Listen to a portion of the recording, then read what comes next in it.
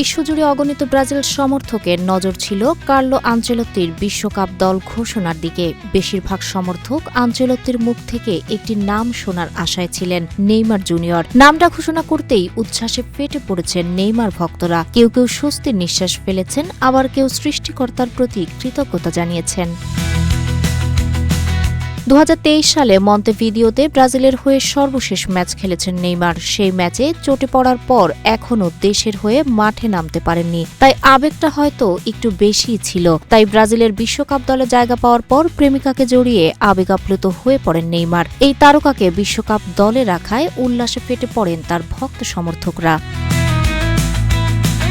দুই হাতে মুখ ঢেকে আবেগঘন মুহূর্তের একটি ভিডিও নেইমার নিজেই সামাজিক যোগাযোগ মাধ্যমে পোস্ট করেছেন, যা মুহূর্তেই বিশ্বজুড়ে ভাইরাল হয়েছে। ভিডিওটি শেয়ার করে নেইমার লিখেছেন, আমার জীবনের সবচেয়ে উত্তেজনাকর এবং আনন্দের দিনের একটি দৃশ্য। ধন্যবাদ ব্রাজিল।